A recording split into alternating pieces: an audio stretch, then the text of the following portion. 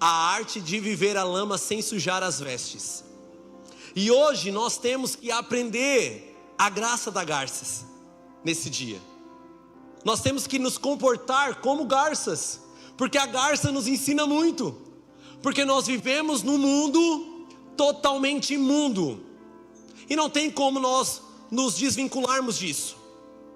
Porque nós trabalhamos em lugares onde pessoas mentem, roubam, onde pessoas traem, onde pessoas fazem tudo aquilo que é contrário àquilo que a palavra diz. Estudamos com pessoas que estão indo para o caminho totalmente oposto e contrário ao seu. Então nós temos que entender que nós somos garças. Nós andamos em meio a essa lama, mas nós não podemos sujar as nossas vestes, amém? E aqui nós entendemos que nós precisamos ser purificados de algumas coisas. E daí antes, o tema dessa mensagem, ele veio depois da mensagem pronta. E eu acrescentei isso no início. Como é que eu vou purificar o meu caminho?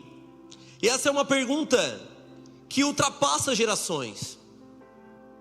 Porque quando você era jovem, você lutava com algumas coisas. Hoje você é adulto, luta com outras coisas. Mas você sabe que tem uma coisa que você não para de lutar nunca. É com o pecado que está sempre à sua porta. Eu falo com os rapazes lá na nossa célula. Eu disse: Deus tem um plano maravilhoso para a sua vida. É muito lindo a gente falar que Deus tem um plano. Amém? Todos acreditam que Deus tem um plano? Mas só deixa eu te contar uma novidade hoje. Satanás também tem. Satanás também tem um plano para cada um de nós. E esse plano é tão bem elaborado e tão bem estratégico, que você sabe que se você se desviar hoje, você sabe exatamente onde ele vai te levar. E talvez você que está sentado aqui hoje, sabe que já se desviou, já está longe dos caminhos e sabe onde Satanás te levou. Ou talvez você voltou de um caminho, e você sabe, se você luta com determinada coisa, é exatamente esse lugar que Satanás vai te oferecer as bandejas. Então todos nós lutamos com alguma coisa, então a gente precisa ser purificado. O que é um antídoto? Eu vou pedir ajuda aqui para o Iá. Iá é uma bênção nas nossas vidas, se a gente saber usar. O que é um antídoto? A principal função de um antídoto é neutralizar, inativar ou reverter os efeitos tóxicos de um veneno, toxina ou substância nociva presente no organismo, impedindo que ela continue agindo ou minimizando os danos. Eles atuam para proteger o corpo quando já ocorre uma intoxicação ou envenenamento. Então, diferente de um antibiótico ou de uma vacina, o antídoto ele é aplicado após um envenenamento, entenderam? Então você já foi envenenado, você já foi intoxicado, você deve ser levado imediatamente para uma emergência, para o hospital. Você vai contar o que aconteceu com você e eles vão te dar um antídoto, para que esse antídoto reverta a ação que aquele vírus ou que aquele veneno está fazendo no seu corpo. Ontem eu contei para os jovens, eu confessei um pecado perante eles, eu vou confessar para a igreja também. Eu gostava muito de uma série, não se escandalizem, que é The Walking Dead, tá? Eu não assisto mais. Quem está assistindo online, não estou fazendo apologia para você assistir, amém? Mas eu assistia, e era uma série de apocalipse zumbi. E daí quando eu estava fazendo essa mensagem, me lembrou de uma parte, porque lá pela terceira temporada, vou contar o spoiler para você não assistir. Lá pela terceira temporada, eles descobrem que na realidade todas as pessoas da terra foram infectadas com aquele vírus. Só que aquele vírus só se manifesta depois que morre. Então, quando as pessoas morrem, elas viram zumbi. Então, para que aquele vírus se manifeste, ele precisa morrer.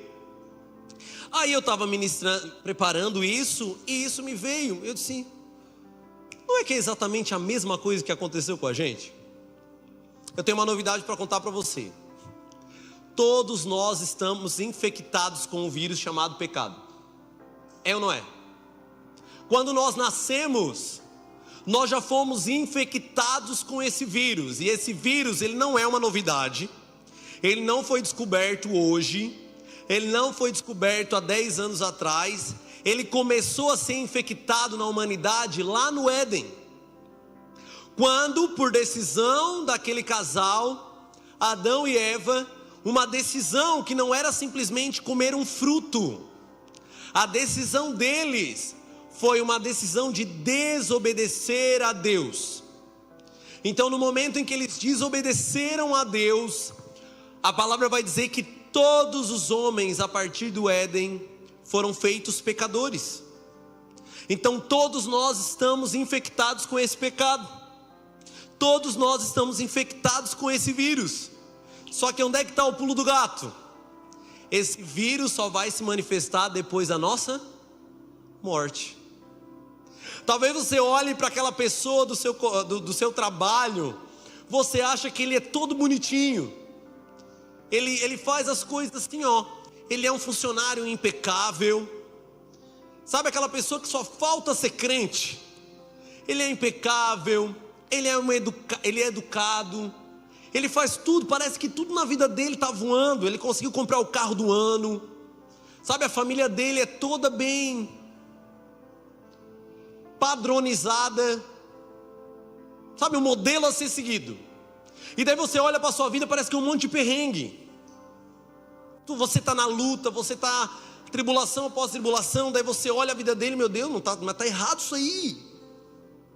Eu estou aqui fazendo as coisas, eu venho na casa de oração, eu jejuo, Ei, deixa eu te contar uma novidade de vida. O vírus só se manifestará depois da sua morte. Aí a gente vai ver realmente quem vai virar zumbi.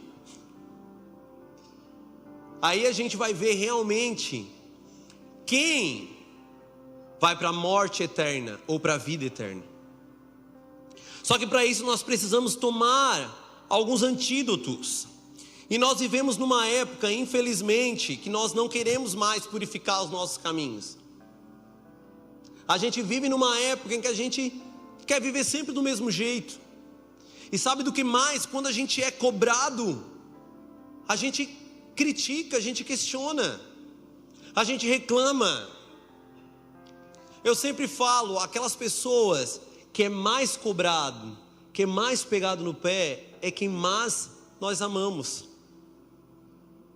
Se nós como pastores, a gente está em cima de você o tempo todo, e você fala assim, mas parece que só sempre estão olhando para a gente, parece que o pastor sempre olha para nós, parece que o pastor, tem um monte de gente errada na igreja. Ei, é porque nós olhamos vocês e a gente sabe que vocês podem dar mais. Então nós cobramos a quem nós vemos que Deus tem mais para fazer. E talvez você não está vendo a forma como nós te vemos. Ou melhor ainda, talvez você não está conseguindo nem enxergar a forma como Deus te vê. Então é algo que você precisa começar a repensar. Eu tenho que purificar os meus caminhos. E aí, a gente descobriu, e eu descobri, que eu estou bem infectado. E hoje eu vou falar sobre alguns vírus. E daí você vai falar aí para mim, se você também acha que está infectado, ou não. Eu poderia falar muitos, mas eu vou falar só alguns. Vírus que nós recebemos no decorrer da nossa vida, que talvez nós fomos infectados. O primeiro vírus, o vírus da reclamação.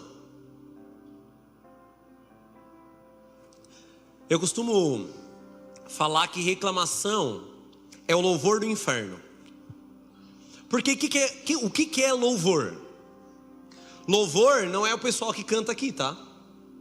A gente fala assim, o pessoal do louvor. Louvor é declarar aquilo que Deus é. Então quando você fala, Deus é bom, Deus é maravilhoso, Deus é tremendo, Deus é grande, vitorioso é, na tempestade está. Isso é louvor, você está louvando a Deus.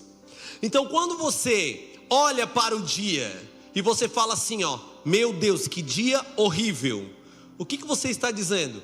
Deus não foi bom o suficiente para fazer um dia legal. Quando você fala assim, não suporto mais a minha família, você está dizendo assim, ó, Deus, não foi bom o suficiente para me dar uma família boa.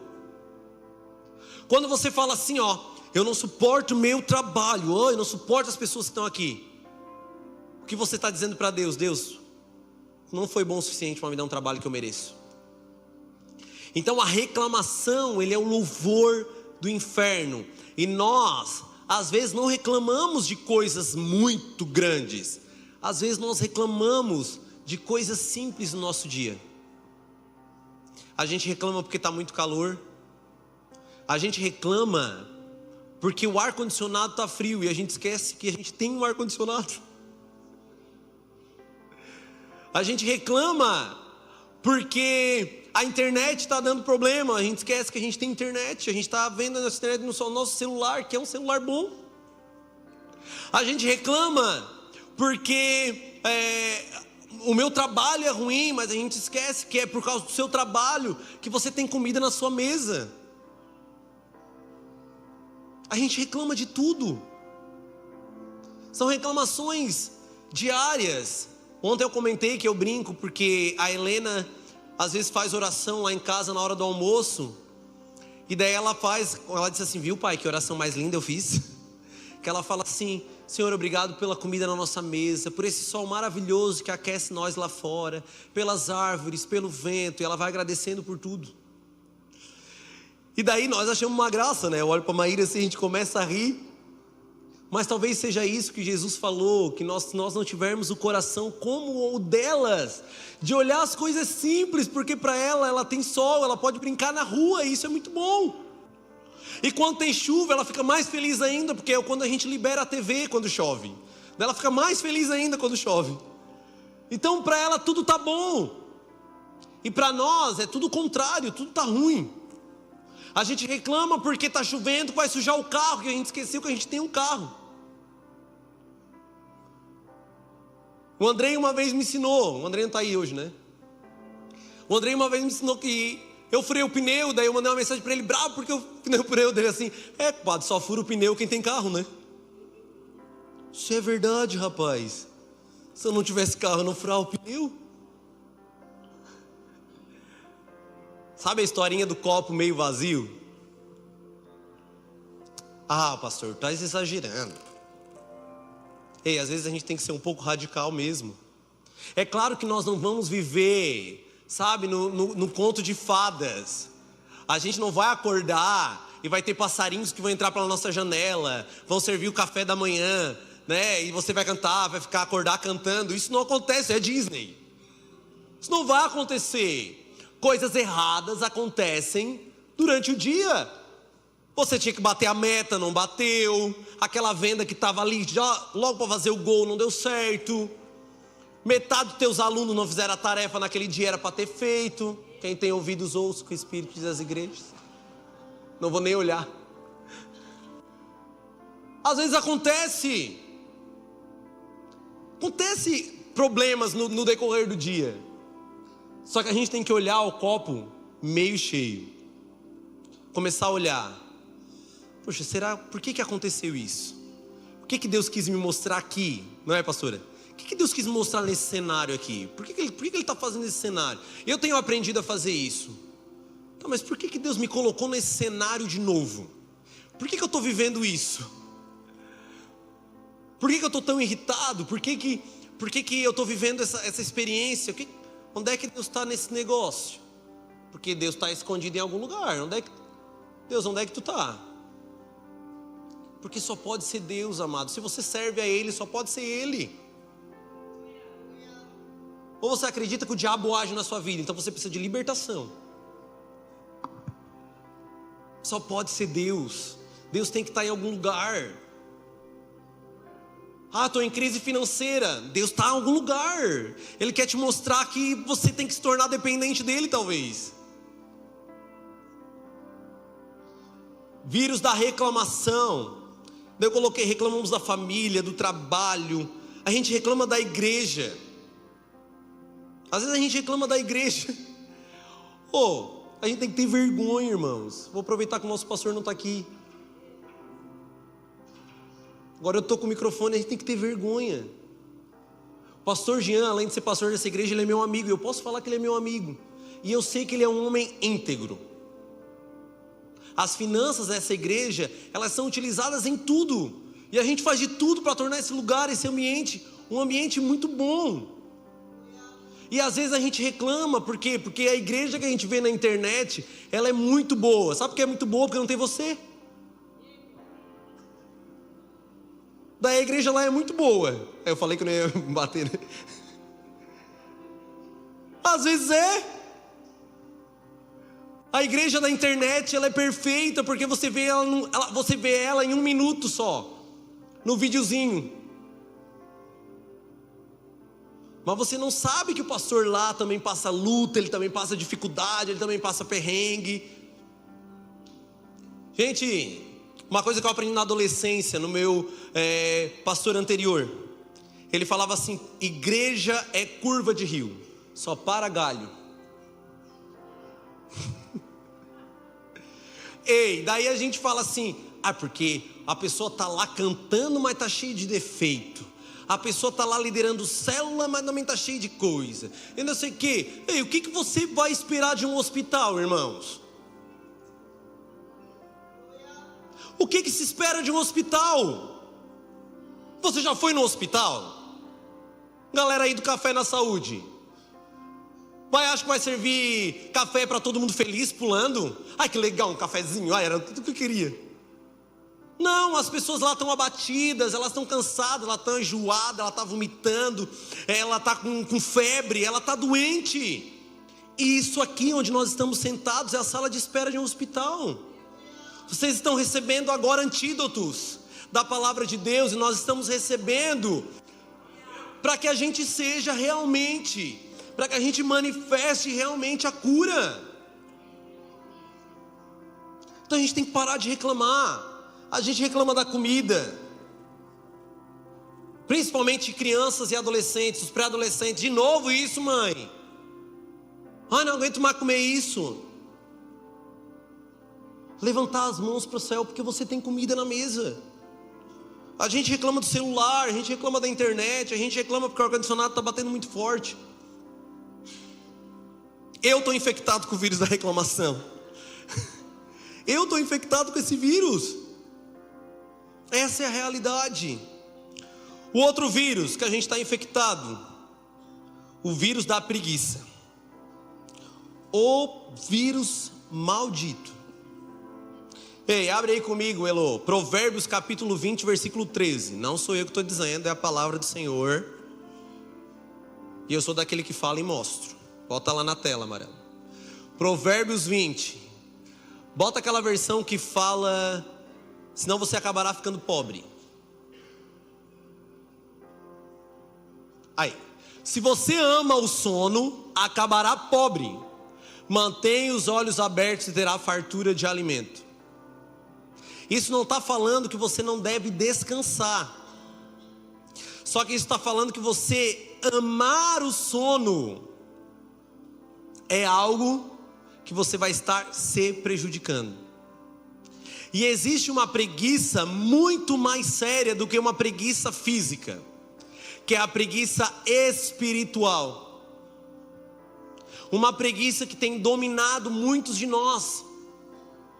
Porque se tem uma cadeira vazia aí do seu lado, muito provavelmente essa pessoa não veio na igreja, não é porque ela tinha um compromisso muito sério.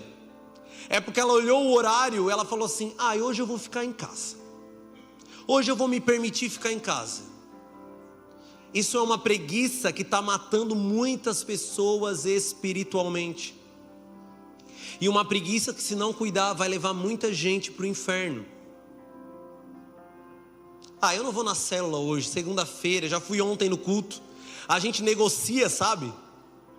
A gente negocia. Eu falei, a gente teve a conferência dos jovens aqui no carnaval, o Impulso.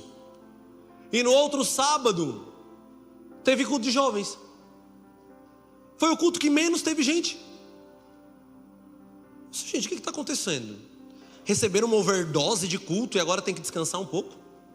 Não, foi muito culto, né? Imagina, sábado de noite, domingo de manhã, domingo de noite, daí segunda-feira, aí terça-feira a gente foi lá, daí sábado, agora vamos dar uma relaxada. Gente, overdose de culto. É nova essa para mim. E tem gente que é assim. Fala assim, não, domingo eu fui no culto, daí segunda-feira eu não vou na célula. Sabe por quê? Porque daí terça-feira tem um querigma. Ou eu vou num ou vou no outro, né? A gente tenta negociar, a gente faz a gente meio que burla o sistema. Isso é preguiça espiritual. E você precisa vencer isso. Senão você vai acabar ficando pobre espiritualmente também. Você vai ver todo mundo crescendo espiritualmente e você ficando para trás. Não ames o sono. Não ames o sono.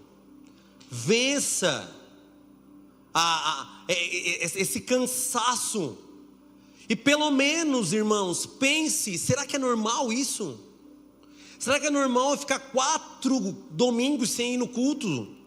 Será que é normal eu ficar assim, normal em casa, assistindo meu Fantástico? Não tendo comunhão com meus irmãos, não tendo relacionamento? Será que é normal? Será que isso não é uma preguiça que não é só física? É algo que está retirando a tua energia. É algo que está te vencendo. Diz amém, irmão, pelo amor de Deus. Me ajuda, Dudu, me ajuda um pouco.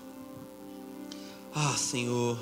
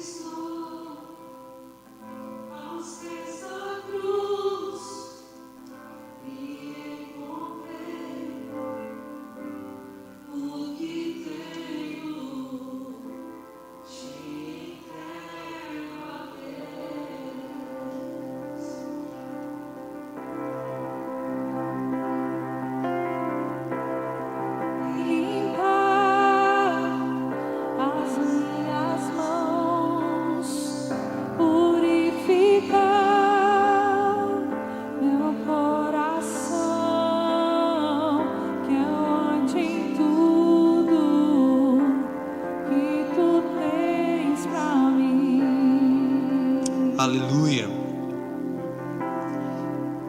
A preguiça ela tem que ser uma vilã. Tem uma música infantil que as minhas filhas gostam muito. Eu acho que é 3 palavrinhas que canta essa música. Que é: Deus não quer preguiçoso em sua obra. Deus não quer preguiçoso em sua obra. Deus não quer preguiçoso em sua obra. Deus quer só obra feita mesmo quando o tempo sobra. Não só quando o tempo sobra. Deus quer só obra feita, não só quando o tempo sobra. E as músicas infantis elas ministram. Quem é pai vai entender. E às vezes eu paro para escutar a letra, porque quando elas estão dançando a gente se... Mas quando tu para ouvir, eu disse, gente, que tapa na cara. Essa música não era para criança, essa música aí. Deus não quer preguiçoso em sua obra. Deus quer sua obra feita não só quando o tempo sobra. Ah, se sobrar tempo. Se sobrar um tempo, aí eu lidero célula. Ah, se sobrar, sabe, aquela coisa de sempre colocar alguma coisa como prioridade. Agora eu estou estudando para fazer o concurso. Aí passa no concurso. Não, mas agora o meu horário do concurso é que eu estou começando agora, então meu horário fica meio complicado, não consigo ajustar ainda. Aí depois eu vou fazer não sei o que. Aí depois eu vou estudar para a faculdade. Aí depois eu vou preparar o meu casamento. Aí depois eu tenho que ter o tempo com meus filhos. Aí depois... E depois, a gente sempre coloca uma desculpa. A gente sabe que não é fácil, irmãos. Eu e a Mai lideramos jovens com 3 filhos agora quase. Ou a gente é machinho, tá? A gente é corajoso. Mas a gente está aqui porque nós amamos a obra do Senhor. E a gente sabe que nada vai faltar para as nossas filhas, porque nós estamos colocando o Senhor como prioridade. Esses dias a Ana sumiu, e eu disse assim, vamos procurar. Ué, ela não é nossa filha, mas é a irmã de vocês, vai procurar agora. E aí todo mundo procurando, e a Ana escondida lá na mesa de som, brincando de esconder com todo mundo. Bem quietinha. Irmãos, para de dar desculpa. Para de dar desculpa. O que você está tendo é preguiça espiritual. Você precisa vencer isso. Eu não consigo ser líder porque eu não sei mais o suficiente. Sabe sim. Sabe. Ensinar a pregar ali uma palavrinha ali básica das bem-aventuranças. Você sabe. Vai pregando as bem-aventuranças. Dá o quê? Uns 4 meses de célula, pastor. Só ali bem-aventurado primeiro. Aí na outra segunda mais outro bem-aventurado. Mais outra segunda mais um bem-aventurado. Dá uns 4 meses de célula. Ou não é, Duda? Desse uma ideia, né? Faz agora lá a célula das bem-aventuranças. Você consegue, você é capaz. Próximo vírus. Já falei, né? Eu tenho o vírus da preguiça, irmãos. Eu tenho o vírus da preguiça. Vírus da indiferença. Antes a gente se falava, quando era mais novo a gente falava assim, a gente tem que buscar o espiritual para a gente ver acontecer no natural. Só que eu estou vendo nessa geração é que a gente não está nem falando de buscar mais espiritual. A gente quer fazer no natural e ver o que vai dar. Vamos fluindo no natural aqui. Se a gente vê que deu errado, daí a gente fala, é porque Deus não quis. Mas vamos fazendo aqui no natural. A gente não quer nem buscar o espiritual mais. Sabe? Tem coisas, irmãos, que a gente tá perdendo o tino. A gente tá questionando coisas que são inquestionáveis. A gente tá negociando com coisas inegociáveis. Sabe, a gente quer, não é burlar regras, mas a gente quer negociar com Deus, sabe? Deus entende, Deus é bom, Deus é legal, Ele vai ser legal comigo também. Sabe, a gente vai vivendo. Aí chega o jovem e me pergunta assim, pastor, eu tenho que orar para namorar? Irmão, tu ora para pedir um emprego. Não vai orar para a coisa mais importante da tua vida, que é um relacionamento. Sabe, a gente tenta negociar umas coisas que são inegociáveis. Santidade, leitura da palavra. Não, mas assim, meu trabalho é muito cansativo. Sabe, daí tu tenta negociar como se Deus fosse te entender e tá tudo bem, como se Deus te olhasse. Não, eu entendo, né? Tu trabalha demais, tá muito cansado. Aí sabe o que Deus vai fazer? Eu não vou nem dizer. Você sabe. Aí vai fazer você ter tempo. Eu contei ontem, né? Foi naquela parte ainda da mau sono, né? Que eu amo muito sono, né? A minha mãe me botou uma bardinha de dormir sempre depois do meio-dia. É bom dormir depois do meio-dia, né? E às vezes eu dou aula de tarde, irmãos. Eu pego 1h15, mas eu tenho que fechar o olho das 15 para 1 até 1h, para me botar na minha mente que eu dormi. Eu gosto muito. Então, eu sempre reclamava que eu não tinha tempo para fazer devocional. E não era uma reclamação com as pessoas, era uma reclamação comigo. Eu não consigo ter um tempo de oração.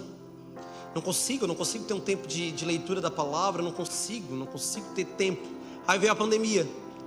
E a pandemia provou para todo mundo que todo mundo tinha tempo de fazer qualquer coisa, né? E daí eu comecei a botar como hábito acordar antes do horário do trabalho. Para você ter uma ideia, a primeira aula começa 7h45, 7h45. Eu sempre chegava na escola 7h45. Eu batia o cartão com o sinal batendo. E para mim aquilo era normal, eu estava chegando no horário, né? Nunca chegava atrasado, eu chegava no horário. Acordava às 7, tomava café e ia. Só que eu entendi que eu poderia fazer diferente. Agora eu acordo 1 hora antes. eu consigo ler a palavra, eu consigo orar, eu consigo preparar a minha aula, parece que aquela 1 hora, ela fica 5 horas. Ainda tomo meu café, me arrumo e chego sempre 7h35 na escola. Então, muitas vezes, a gente é indiferente com aquilo que está acontecendo. Sabe, as coisas acontecem ao nosso redor, a gente não entende para onde a nuvem está apontando. E a gente acostuma, a gente não ora, a gente não lê, a gente não faz nada. A gente acha que Deus tem uma varinha mágica. E eu queria muito que Deus tivesse uma varinha mágica. Ontem eu brinquei, né? Eu queria que no dia do batismo Deus me desse uma varinha mágica, falasse assim: ó, Éder, a partir de agora, tudo que você pedir, você vai falar algumas palavrinhas e vai se realizar.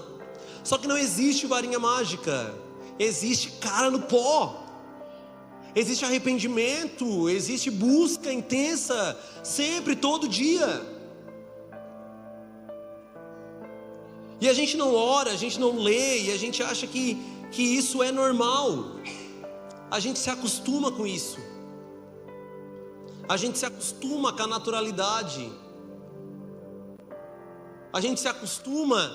No louvor, o ministro sempre tem que falar: levante suas mãos, feche seus olhos. E agora os ministros dão glória a Deus, né? Irmãos, reaja, pelo amor de Deus. A Miriam chega aí para cá, ela vai para lá, para que a igreja reaja. Só que a gente não teria que estar mais nesse lugar. A gente tem que reagir por si mesmo. Sabe por que a gente não reage? Porque a gente está infectado com o vírus da indiferença. A gente olha, fecha seus olhos, daí a gente fecha o olho. Passa alguns minutinhos, nós abrimos o olho. Aí levanta sua mão, daí a gente levanta a mão. Aí passa mais um minutinho, a gente baixa a mão. Isso aqui não pode ser robotizado, irmãos. Isso aqui tem que ser orgânico. Sabe, eu sonho com uma igreja que adora de maneira orgânica, de maneira verdadeira. Sabe que a gente não... aquele sonho ideal, né? Que a gente não precisa separar um momento para oferta. Enquanto nós adoramos, as pessoas vão ofertando e vão depositando a oferta no altar. Um sonho de igreja, irmãos. Uma igreja onde a gente não precisa ensinar mais. Eles aprendem com o relacionamento que eles têm com Deus. Então nós estamos infectados com o vírus da indiferença. A gente acha que Deus é o nosso mordomo. Eu só chamo Ele quando eu preciso. Sabe um garçom? Se eu preciso dele, eu chamo Ele. Não, Deus não é garçom. Ele é um pai. Só que eu preciso entender que Deus, Ele tem muitos filhos amados, mas Deus não tem filho mimado. Coloque isso no seu coração. Deus tem filho amado, mas Ele não tem filho mimado. Nós precisamos crescer. Hebreus capítulo 12, versículos 5 e 6.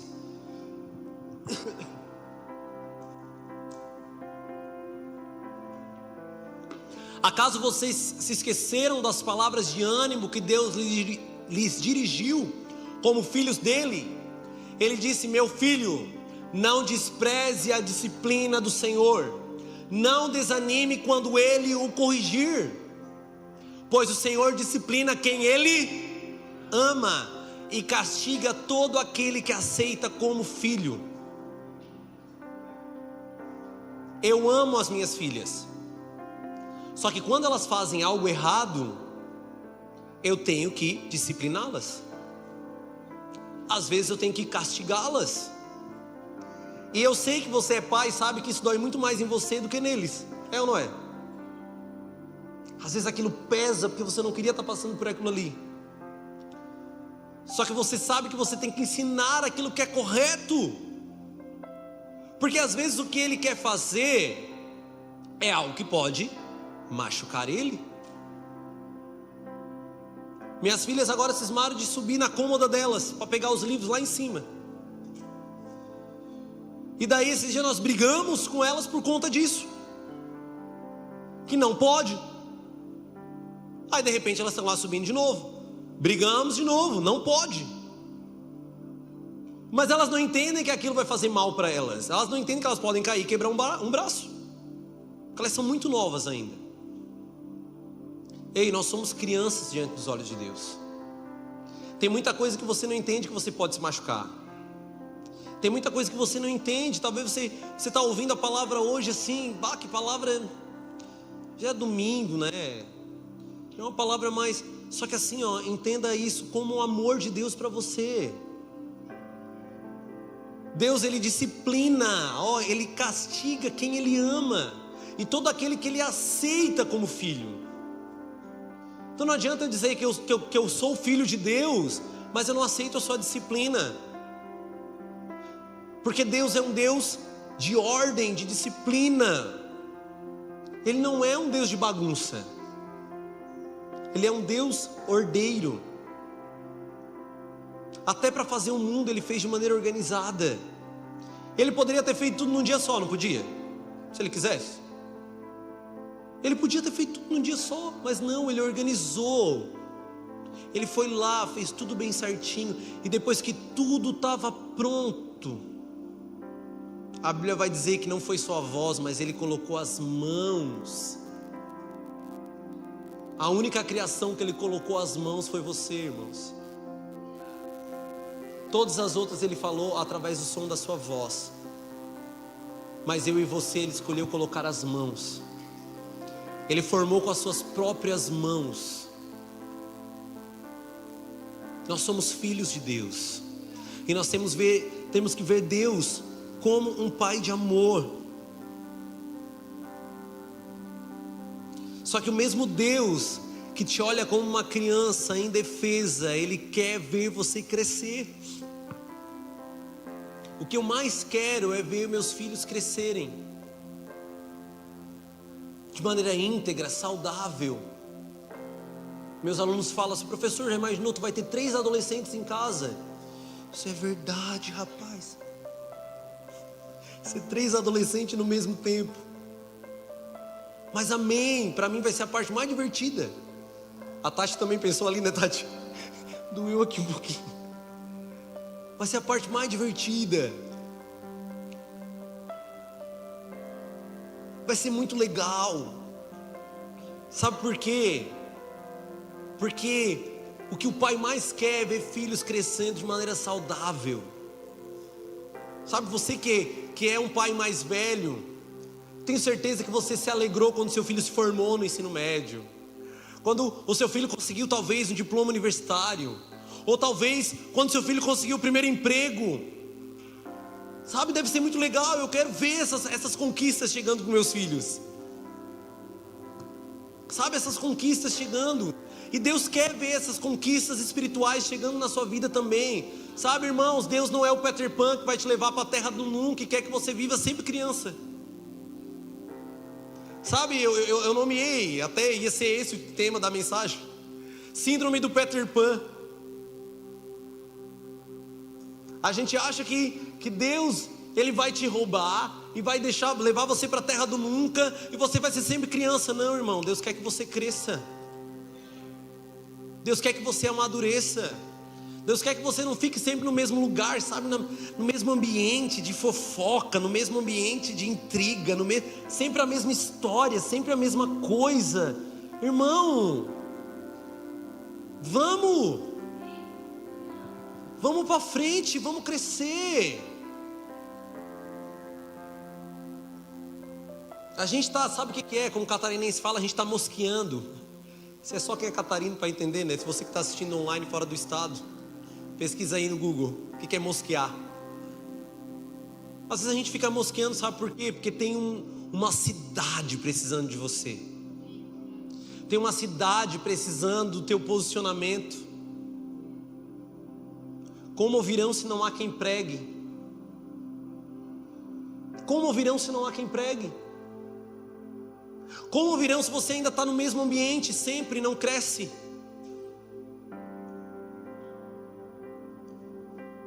E para crescer às vezes a gente tem que apanhar. A gente é que nem pão de massa sovada, quanto mais apanha, mais cresce. Deixa Deus nos bater, porque Ele está me batendo aqui também. O que eu estou fazendo para mudar minha geração, irmãos? O que eu estou fazendo para mudar a minha vida? Que tipo de direções eu tenho tomado? Que tipo de escolhas eu tenho feito? Que tipo de posicionamentos eu tenho tomado? Jeremias capítulo 29, versículo 12 e 13.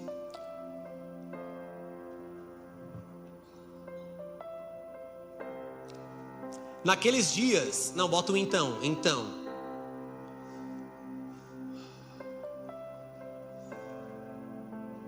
Então me invocareis, e ireis, e orareis a mim, e eu vos ouvirei.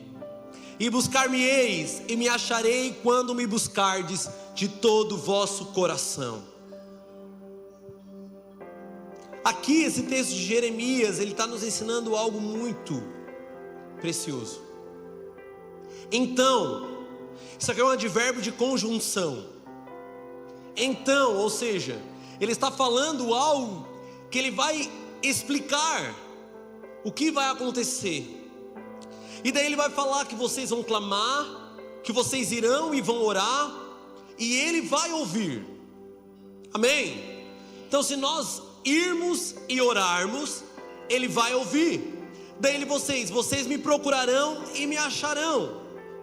Só que não é sempre que nós vamos achar. Volta lá. Quando me buscardes de todo o vosso coração. Talvez seja aí a nossa dificuldade. A gente quer buscar só numa parcela do nosso coração. A gente quer buscar somente numa quantidade X o nosso coração. A gente não entrega o nosso coração por completo a Deus. Nosso coração a gente só entrega pela metade. A gente só entrega o domingo. A gente só entrega a segunda. A gente só entrega uma parte do nosso coração. De todo o coração, não apenas a metade. Será que Deus pode contar com todo o teu coração? Deus quer ouvir a sua oração. Deus quer ouvir o nosso clamor. Deus quer salvar essa cidade, irmãos, muito mais do que nós. Muito mais. O interesse maior de saquear o inferno é de Deus. Só que Ele precisa de agentes. Ele precisa contar comigo e contigo. Só que eu estou disposto a morrer para que outros possam viver? Será que eu estou disposto? Vocês já ouviram falar nos missionários moravianos? Os moravianos eram um povo que largaram tudo que eles tinham para ir para uma tribo isolada, para pregar o evangelho. Eles não sabiam se eles iam viver, eles não sabiam se eles iam morrer. Só que eles descobriram que existia uma tribo onde eles viviam que não conheciam o evangelho. Eles pensaram, como é que o evangelho vai chegar até essas pessoas? Então eles pegaram, eles sabiam que talvez eles nem iam voltar vivos. Então eles foram e entregaram a sua vida para essas pessoas. Então é necessário morrermos para que outros possam viver. Para que outros possam viver, é necessário morrer. Talvez a vida que você está precisando para a sua família depende da sua morte. E eu não estou falando da morte física. Eu estou falando da morte do seu ego. Eu estou falando da morte do seu eu. Eu estou falando da morte do seu orgulho. Do meu ego, do meu orgulho. A gente quer mais as mãos de Deus do que a face. E às vezes a gente sai do reino dos filhos para o reino dos pedintes. Sabe o irmão do filho pródigo? Isso tudo aqui é teu, cara. O que tu tá reclamando porque eu tô matando um boi pro teu irmão? O Vilas Boas vai dizer, né? Muitos querem as tuas mãos, mas nós queremos os teus pés. Muitos querem tuas mãos, só queremos teus pés. Deus está procurando uma geração que não quer só as mãos dele. Tinha uma frase que estava no encarte do CD do Fernandinho, dos primeiros. Para quem não sabe o que é CD, era um negocinho que nós botávamos no som, ele era redondinho e ele tocava música. E daí encarte é um negocinho que vinha com as músicas. Era um livrinho, tipo um livrinho. Tinha as fotos da gravação que a gente não podia ver. E daí tinha... E atrás do encarte tinha uma frase que, se eu não me engano, é do ano 3 depois de Cristo, que dizia: Senhor, se eu te adorar com medo do inferno, queima-me no inferno. Mas se eu te adorar pelo que tu és, não esconda de mim a tua face. E eu lembro que quando eu li aquela frase a primeira vez, eu disse: que forte, eu não sei nem se eu consigo falar isso. E às vezes a gente faz isso. A gente adora com medo do castigo de Deus. Eu tenho que vir porque senão as coisas vão começar a dar errado na minha vida. Eu tenho que vir porque a minha empresa tem que ir bem. Não, eu tenho que estar lá no culto porque eu tenho que fazer as coisas darem certo. Não, amados, deixa Deus cuidar disso tudo. Deixa Deus cuidar disso tudo. Venha por aquilo que Ele é e não por aquilo que Ele te oferece.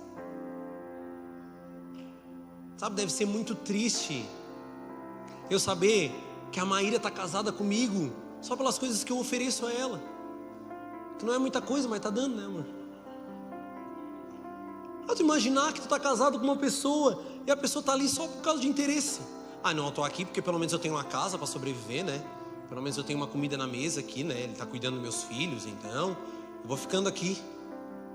Mas não porque ama. E às vezes a gente faz isso com Deus, sabe? A gente está aqui porque a gente tem medo das coisas darem errado na nossa vida. Então está aqui, sabe, como se aqui fosse um lugar.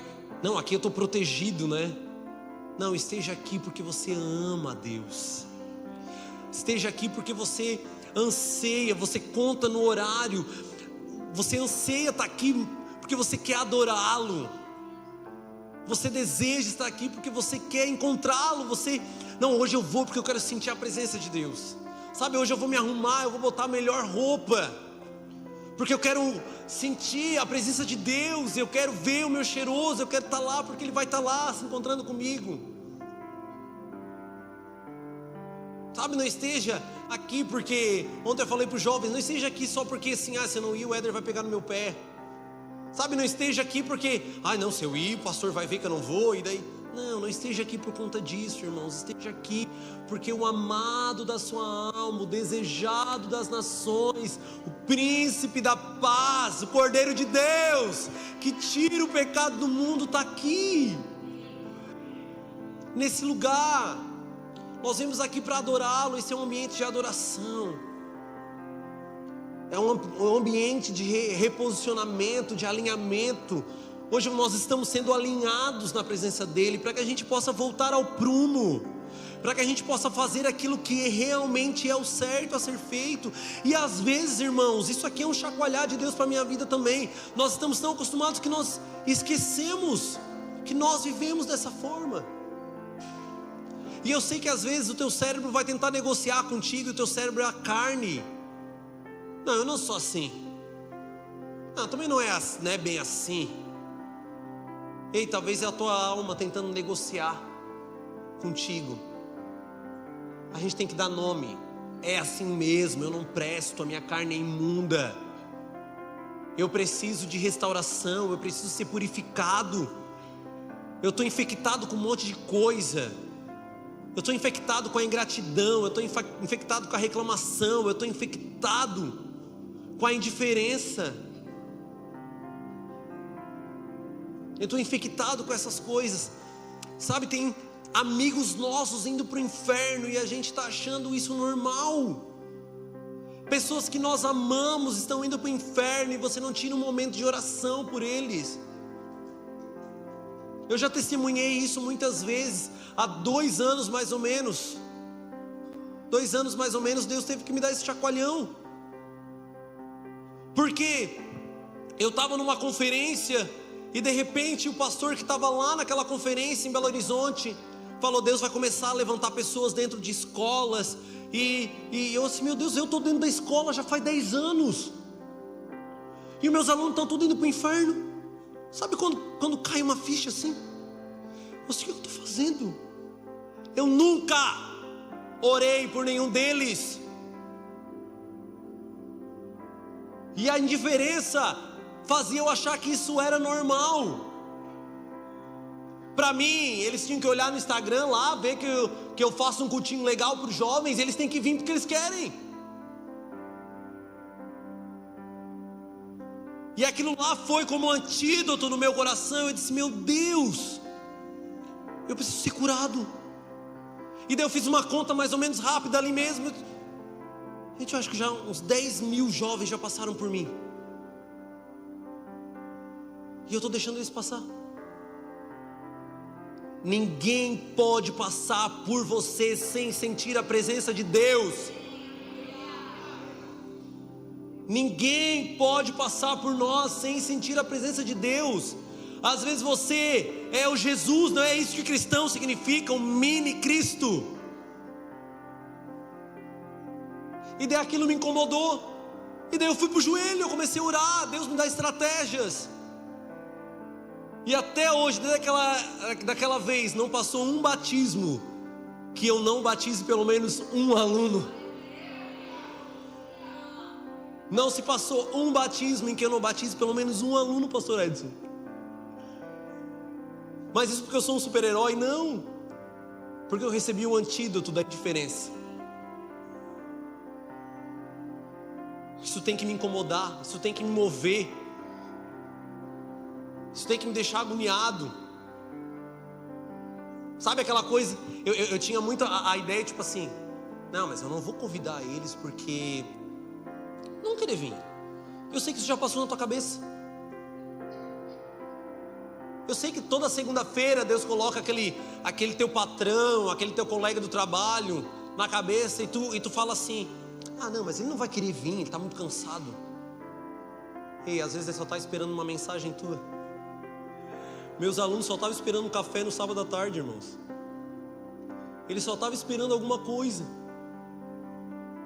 Eles estavam esperando algum posicionamento.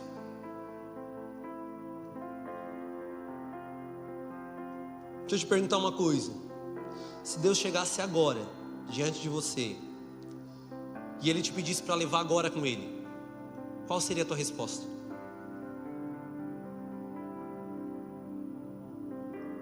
Você iria? Ou você negociaria? Não, Deus, sou muito novo ainda. Não, Deus, quero ver minhas filhas crescerem. Não, Deus, tem todo um cronograma. Eu não quero ser radical, mas talvez isso nos faz pensar o quanto apegados a essa terra a gente está indo. Sabe, talvez a minha resposta, ela mostraria o quão apegado eu ainda estou aqui. Porque se Deus me pegasse agora e falasse assim: Éder, eu quero te ter comigo agora. E eu estou falando: não, Deus, eu preciso cuidar da minha esposa, das minhas filhas. Tá, será que o Deus que eu sirvo não é suficiente para cuidar delas? Nós somos muito apegados, estamos muito ligados ainda. Nós não entendemos que nós precisamos vencer isso. Primeiro a faculdade, o concurso, o emprego, o casamento, o namoro, os filhos. Depois, se der tempo, a vontade de Deus. Sabe, nós pegamos o texto de Salmo 37, versículo 4: agrada-te do Senhor e Ele satisfará os desejos do teu coração. Só que a gente esquece, para satisfazer os desejos do nosso coração, o começo do versículo fala: agrada-te do Senhor. Agrada-te do Senhor. Deixa o Senhor olhar para você e se agradar. Será que se Deus olhar para mim, ele vai ficar feliz? Pastor Jean brinca, né? Quem está feliz com Jesus? Jesus está feliz com você? Agrada-te do Senhor, Ele satisfará os desejos do teu coração. Como agradar o Senhor? Fazendo a sua vontade. Fazendo a sua vontade. E qual é a sua vontade? Que nós não vivamos mais. Que nós não vivemos mais nesse mundo, nesses vírus, mas que Ele vive em nós. Às vezes a gente usa a capa protetora do cristão. Sabe qual é a capa protetora do cristão? As misericórdias do Senhor se renovam a cada manhã. As misericórdias do Senhor se renovam. Esse é um texto que está em Lamentações, capítulo 3, versículo 21. Abre para nós ali, Lu.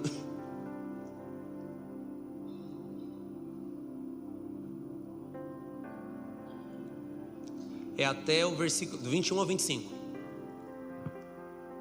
Quero trazer à memória o que pode me dar esperança. As misericórdias do Senhor são a causa de não sermos consumidos, porque as suas misericórdias não têm fim. Renovam-se a cada manhã. Grande é a tua fidelidade. A minha porção é o Senhor, diz a minha alma, portanto esperarei nele. O Senhor é bom para os que esperam nele e para aqueles que o buscam. Ei, as misericórdias do Senhor se renovam a cada manhã, sim. Para os que estão no Senhor, para os que esperam o Senhor e para os que buscam a Ele. Tua alma tem buscado ao Senhor? A tua alma tem buscado a Deus? O veneno, pecado, o mundo, as distrações. Qual é a contaminação? É que o nosso coração está exposto a muita coisa. A gente está exposto às redes sociais o tempo todo. A gente está exposto quando nos pedem para mentir. A gente está exposto às vontades da nossa carne. Qual é o antídoto? A palavra de Deus guardada no nosso coração. E qual é a nossa proteção? Uma vida alinhada com Deus. Só assim a gente vai conseguir vencer os vírus e os venenos que têm tentado nos tirar do centro da vontade de Deus. Amém. O pessoal da banda pode subir já. Gostaria que você, aí onde você está mesmo, curva sua cabeça primeiramente. Eu sei que não é uma palavra branda, também não foi para mim. Mas é uma palavra que nos traz de volta ao lugar onde nós não deveríamos ter saído, que é a vontade de Deus, o centro da vontade de Deus. Sabe o que nós precisamos nessa noite? Ser liberto do nosso eu, ser liberto da nossa vontade. Paulo vai dizer, o bem que eu quero fazer eu não consigo fazer, mas o mal que habita em mim, que eu não quero fazer, isso eu faço.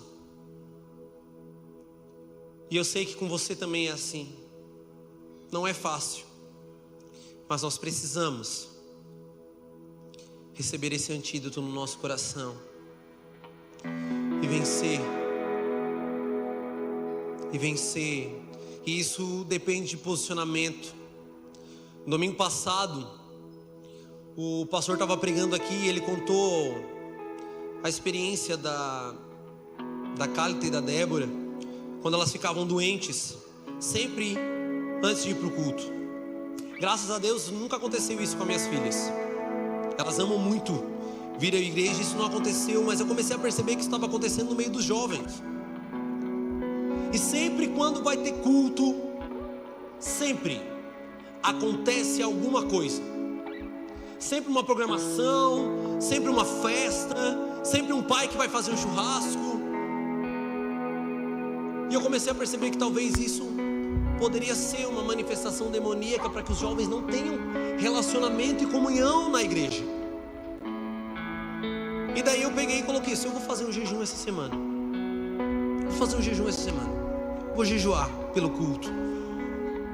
E daí o Espírito Santo falou assim: convoca eles para jejuar também no grupo deles. E o vírus da incredulidade falou assim para mim: eles não vão querer jejuar, né? Eles não vão querer jejuar. Jovem já tem uma dificuldade. Não vou botar nada. E Deus tem uma forma muito engraçada de falar comigo. Às vezes Ele fala uma vez só, Ele não fala mais. E daí eu fico meio que disfarçando que eu não escutei aquilo que Deus falou. Não sei se você também é assim. Fico meio negociando, né?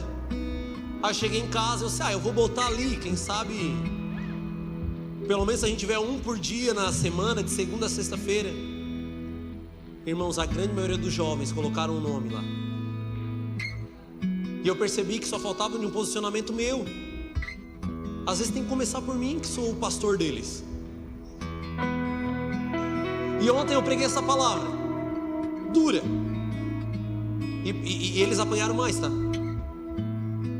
Apanharam bastante.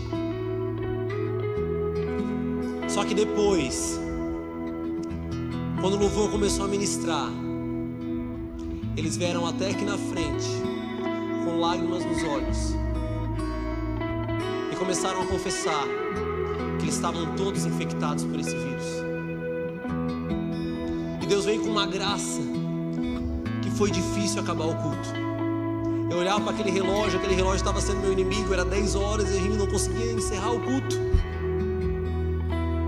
E de repente todo mundo no louvor começou a se prostrar. E eu percebi, existe uma oportunidade de nós vencermos esse vírus. Esse vírus, ele é silencioso. E ele está nos matando pouco a pouco. A gente vem no culto, a gente não sente a presença de Deus, a gente acha que é normal. Não é normal, irmãos. Não é normal não se arrepiar, não é normal não sentir a presença de Deus. Não é normal, porque Ele está aqui.